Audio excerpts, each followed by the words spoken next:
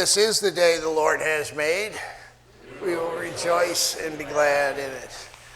We had the funeral service for Betty Cry here on Friday, and it was always kind of an event. You know, Betty was the perfect hostess, and I was able to see her about 4 or 5 hours before she died, and she was in a hospice bed, not able to even talk, but she stirred like I knew what she was thinking. I was at her house, so she wanted to make me a cup of coffee.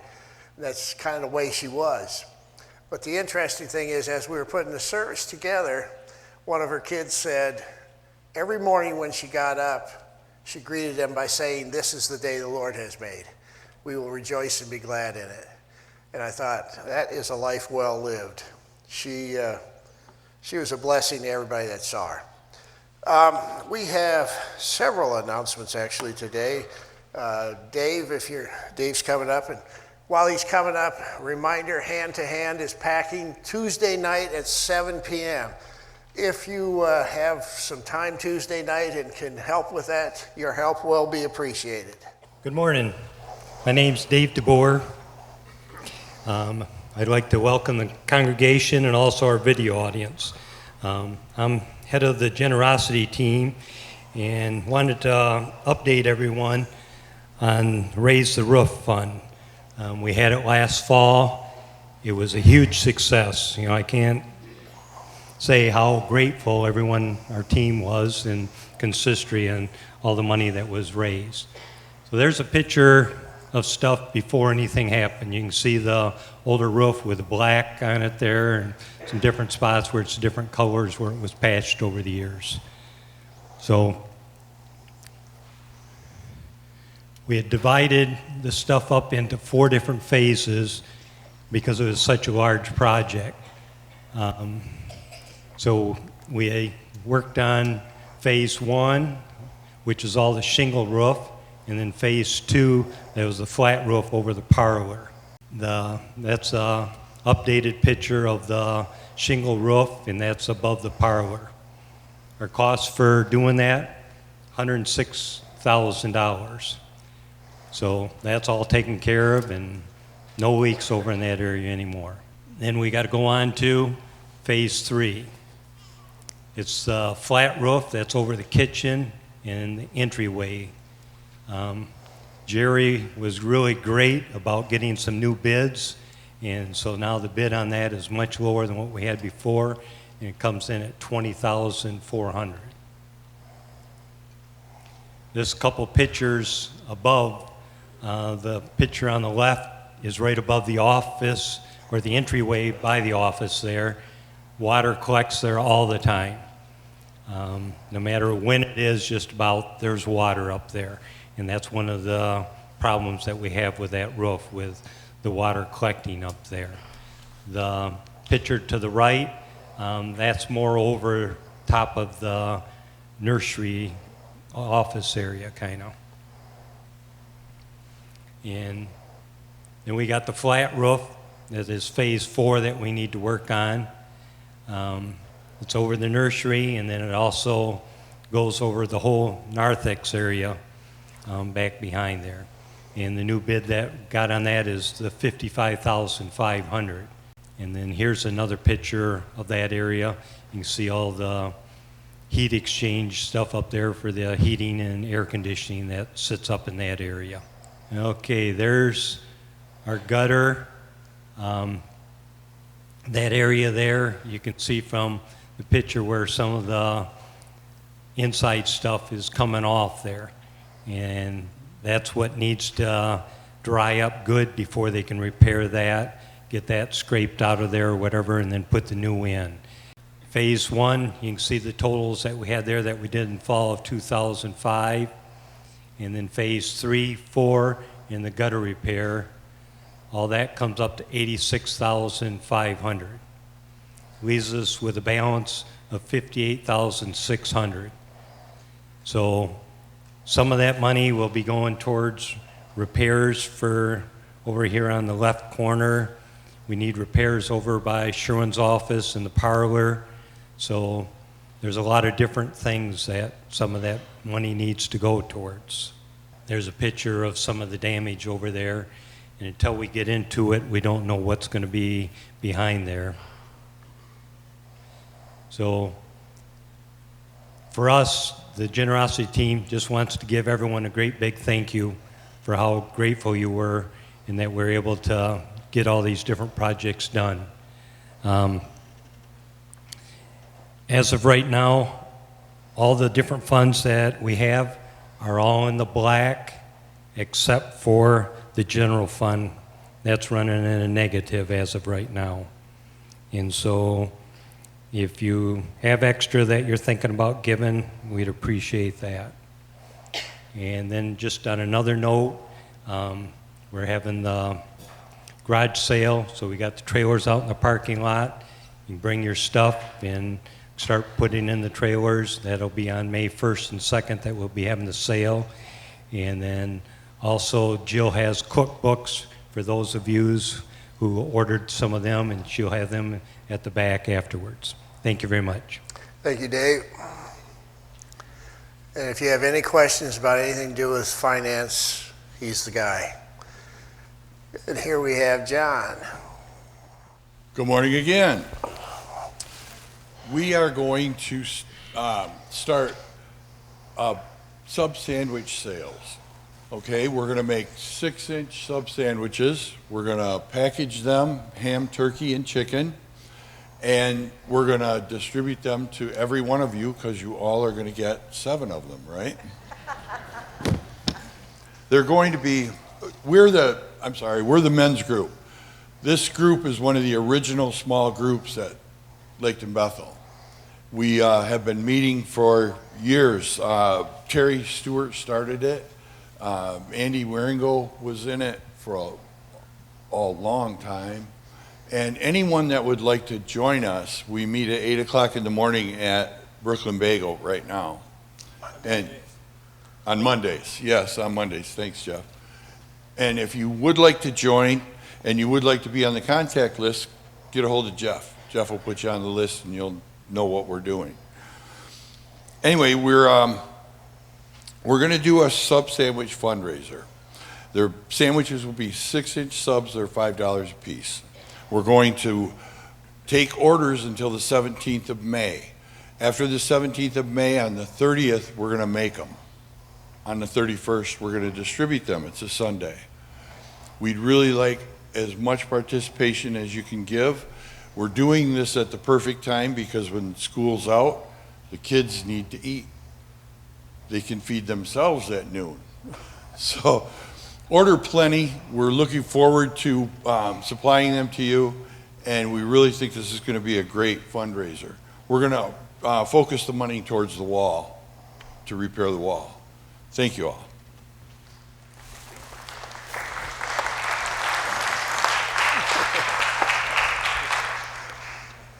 And then the remaining announcement is that Mother's Day tickets will be sold after the service at the hand-to-hand table, $8 for adults, $5 for 12 and under.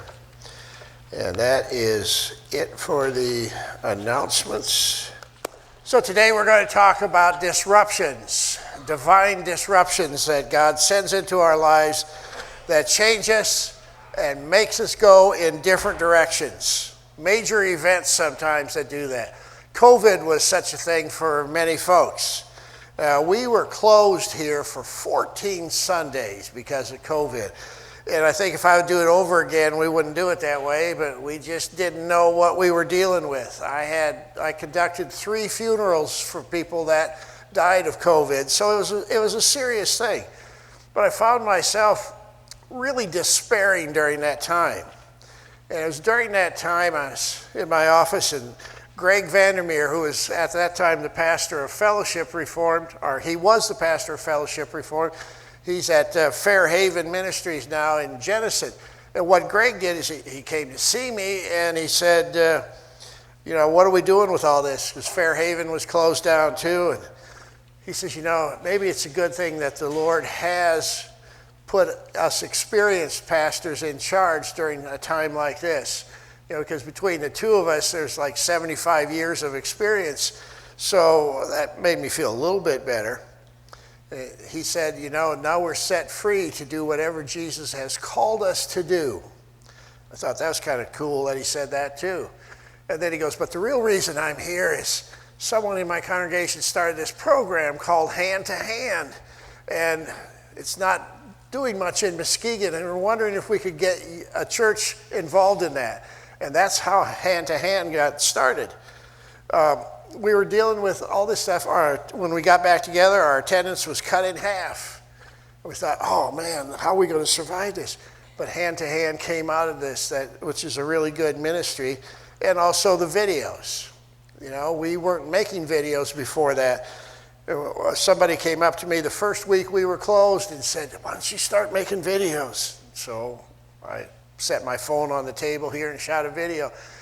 And what was so interesting about that is last week when I was putting this together, I checked the number of views that we had, and it was low for a number of video views. We had 1,340 views that we never would have had it not been for COVID. So see, the Lord sends these disruptions, as unpleasant as they can be at the time, for our good. A few years ago, cancer decided to visit my house. We got through that. And what it did for me is it makes me now appreciate every day. Gave me a complete change of perspective. I have to ask myself frequently, what am I going to do with the rest of the days that God gave me? How am I going to handle that? And then a few years before that, we had just put this edition up. We had what's called the Great Recession. Our income here was down by 40% over a 6-month period. We were laying people off. To me, it looked like Laketon Bethel was going to have to close. Fortunately, we didn't have any debt, but it looked really scary for a while. I even started looking for another job. I didn't know if we were going to survive or not, but it came back. And I realized through that ordeal how much we depend on God's daily providence, that no matter how bad I mess up, God's not going to allow the church to close. He keeps it going. We learned some important lessons through the recession. And then, like most of us, occasionally we have a death in the family. And I remember going through that, sitting in a funeral home during visitation in Sioux Center, listening to people talk about the person who had died during the visitation. And during that sad particular time, I realized, hey, I can write a new ending to my own story because I'm not dead yet. So I can change and I can make things better. And it made me realize I'm here to help. And my sense of compassion increased dramatically. That disruption in my life was a good thing.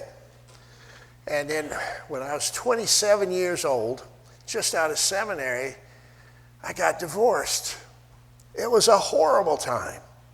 Here I was this young pastor in South Dakota, and I was a champion of the right wing of the Reformed Church. I was going to be the conservative brains of the Reformed Church, what I wanted to do. But I found out that when I got divorced, they all turned on me. I'd grown up producing beef and pork, and with pigs, if you got a whole bunch of them in a pen and one of them gets injured, the rest of them tackle him. Pigs turn into cannibals once they get the taste of blood. And they'll do that. You have to quickly take the injured one out. I always say take him out of general population, put him into solitary till he heals up, because otherwise the other pigs will kill and eat him. That's how I felt with my conservative peers when I went through a divorce. I found out that the church in those days shoots its wounded. And that was a very definite thing. That's not what the church should be. So because of that experience, acceptance became a major theme in my ministry. It still has to this day. Disruptions have shaped me, just like they shape all of us.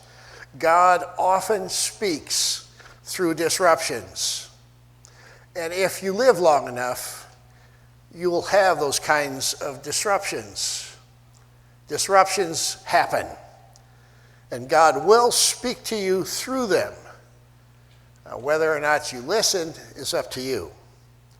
Today we're going to look at how God disrupted the life of a guy named Saul. We're in the book of Acts, and this fellow named Saul, he had two names, which was common for the Jewish people of that day. They had a Hebrew name and a Greek name.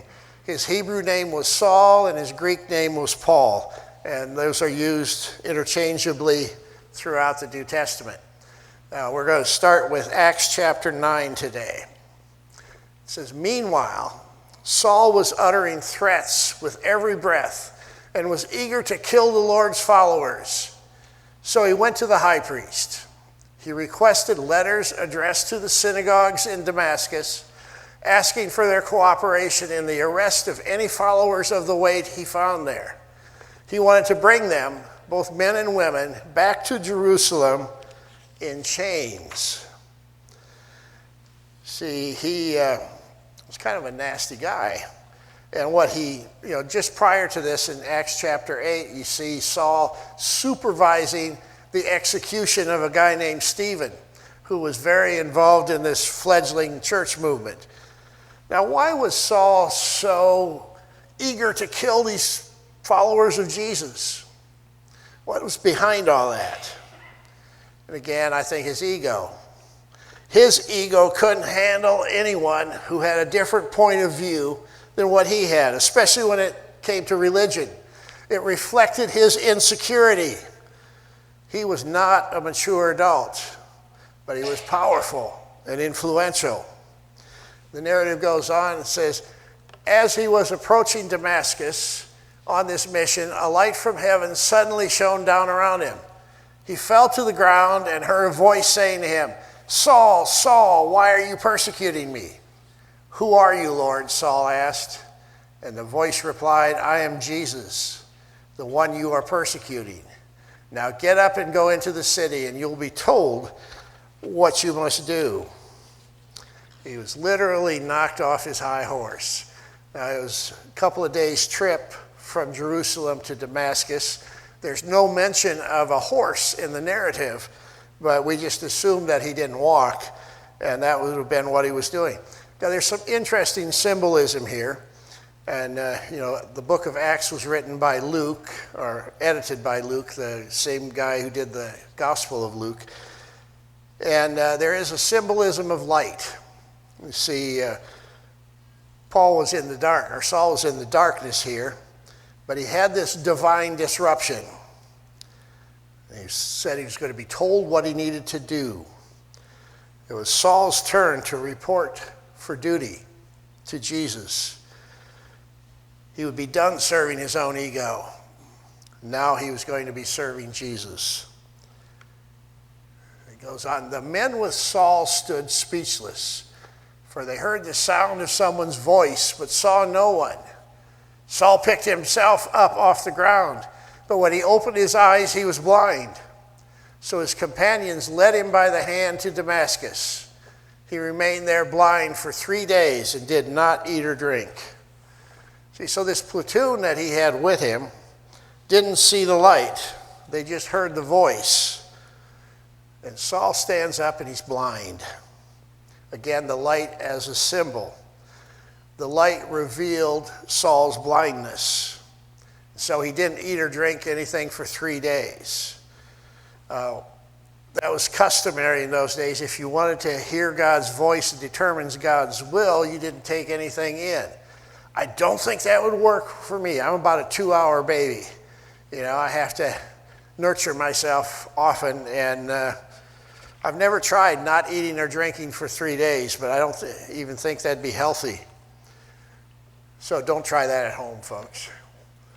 Now there was a believer in Damascus named Ananias.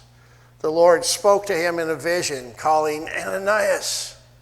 "Yes, Lord," he replied. The Lord said, "Go over to Straight Street, to the house of Judas. When you get there, ask for a man from Tarsus named Saul. He's praying to me right now. I've shown him a vision of a man named Ananias coming in and laying hands on him so he can see again. So here you have Ananias reporting for duty. Now, vision was a common thing. It's kind of like a dream. And Ananias obviously interpreted it with critical thinking. And here you see some of his thinking in this next paragraph. "But Lord," exclaimed Ananias, "I've heard many people talk about the terrible things this man has done to the believers in Jerusalem. And he's authorized by the leading priests to arrest everyone who calls upon your name." But the Lord said, "Go, for Saul is my chosen instrument to take my message to the Gentiles and to kings, as well as to the people of Israel. And I will show him how much he must suffer for my name's sake." See, what Saul was doing was not authorized by the government. It was not authorized by Rome. So it was kind of like a gang activity. He was just going around imprisoning and killing people. And here Jesus says to him, "You're my chosen instrument. I'm going to show you how much you must suffer." And indeed he did. Next week we'll talk about how he was imprisoned and beaten and all kinds of things like that. So Ananias went and found Saul. He laid his hands on him and said, "Brother Saul, the Lord Jesus, who appeared to you on the road, has sent me so that you might regain your sight and be filled with the Holy Spirit." Instantly, something like scales fell from Saul's eyes, and he regained his sight. Then he got up and was baptized. Afterward, he ate some food and regained his strength. Now, again, you have the light and the blindness metaphor here. Saul was blind in his rage and in his serving his own ego. And in this instance, he was given physical blindness to match his spiritual blindness. When the spiritual blindness left, his physical blindness was mercifully restored. And it talks about he was baptized, and I'm sure that was one of many baptisms that he'd gone through. In those days, the Jewish people had a baptism pretty much every time they went into the temple. It was a common ritual thing there. And so this was probably one of many. And it was at this point that his fast ended. Saul had a divine disruption that changed his life forever. He ended up writing half of our New Testament. And the spread of the gospel in the continent of Europe is largely because of him. He goes first to Greece and then Macedonia and all over the place. Because of him, we are probably Christians today because of what Paul did. So it was a big deal what he did. We all go through these divine disruptions. They are very common for all of us. I'd like you to take a moment to think of the divine disruptions in your own life, the big disruptions, things that have happened that have been life changers for you. Then ask yourself, what was God trying to say to you through them? Because everything that happens, everything can be used to make you more Christ-like. The question is, how will you respond? When people first started following Jesus, it really bothered Saul. He couldn't handle people who disagreed with him on religion. Just couldn't handle it. He was a bully, a murderer even. Several people were put to death because of him. Then after a divine disruption, he grew up. It was an amazing change. He stopped persecuting people and started praying for them. And he got along with all kinds of folks. He became kind and generous. My favorite New Testament scholar is William Barclay, and he has a quote, not on this passage, but the one for next Sunday, where he says, if your conversion to Christianity has not made you kind, that conversion is not real. It has to affect you in that way. Now, Saul here was willing. He was willing to report for duty. And this can happen to you too. Now, all of us have a determining factor in our lives, kind of a throne, if you will. And for most people, your ego is on that throne. You become slaves to the opinions of other people, or at least to what you perceive as their opinion is. You become insecure and argumentative. You can replace that ego by putting Jesus on the throne. And that gives you wonderful freedom. All of a sudden, you don't have to be right all the time. That's what happened to Paul. He realized he didn't have to be right all the time. People don't have to do things your way to make you happy. What matters is what you're doing for Jesus. And when that happens, your life becomes much easier and happier. You find yourself growing up. Like Saul, you'll see the light and make changes. So value your disruptions. They're going to come anyway. You might as well listen to what God has to say through them. Let God speak to you through these disruptions that happen to your life, in your life. Now, if you all use your divine disruptions, we'll have a church full of mature people. We won't be condemning people who don't think like us. We won't be rejecting people who don't live like us. We'll make a positive difference in the community. We'll love and serve. We'll be the presence of Jesus in a world that really needs him. I'm trying to think of a kind way of saying this, but that old Saul, he was a real jerk before Jesus gave him a divine disruption. The divine disruption in his life, getting knocked off his horse that day, started a chain of events that changed him. Well, guess what, folks? Jesus is working on each one of you, too. He's working on me, and he's working on you. He's got plans for you. And there's going to come disruptions. And when they come, listen, because he's got something to say to you. Let's pay attention to him and see what he has to teach us. Because then life will be better, and eternal life will be coming. Pray with me, please. Lord, as we get these disruptions in our lives, we get a little stressed out. But today I want to thank you for the disruptions that came in my life. And we can all give you thanks for the disruptions that have come and that are still to come. We thank you for it. Give us the courage to listen to you speak to us as these things come around. We want to be able to report for duty. We want to put you on the throne of our lives. And we want to change the way you want us to change. Amen. As always, thanks again for joining us. We have 2 services on Sunday morning, and if you're in town, we'd invite you to come. One's at 9 o'clock and one's at 11 o'clock. And if you wish to support Laketon Bethel, you can go to laketonbethel.org and follow the steps there on our website. Or you can just look at this QR code, scan it in with your phone, and you can give through Secure Give, and all your gifts will go directly into our account. Thank you so much, and we'll see you next week.